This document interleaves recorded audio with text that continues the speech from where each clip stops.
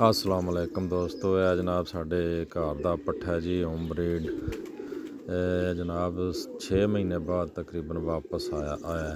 टूरनामेंटा उड़ता रहा, तीसरी मोहर लगी सी इनू रात नू जनाब दिखदा बैठदा जनाब साइड ते निकल गया, रात रुक गया, किसी ने पकड़ लिया सी। माशाल्लाह 6 महीने बाद वापस आया जी, चस करा दी है इन्हें।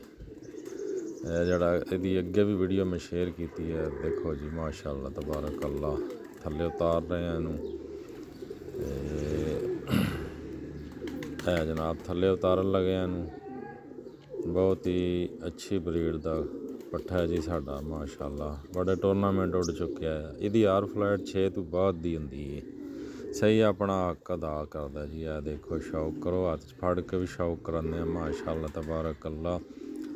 एक गुजारिश है उन्होंने दोस्तों अगे जड़े लोगों के कबूतर पकड़ लेंदे बराए मेहरबानी यार वापस कराया करो।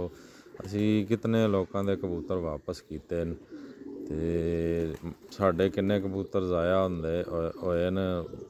मोबाइल नंबर वाली विकट भी पई होंदी है लेकिन नहीं वापस करते। सानू पता भी लग जाता है अगे पिछे कुछ लोग पकड़ते हैं तो फिर भी वो नहीं देंगे। लेकिन साडा ऐलान है जी, साढ़े कोल जिदा भी कबूतर आएगा असी अलहमदुलिल्लाह देंगे, डनके की चोट ते देंगे, क्योंकि असी नहीं चाहते कि किसी का शौक खराब हो। शौक करो जी माशाल्लाह तबारक अल्लाह। बहुत ही लाजवाब कबूतर है जी साडा।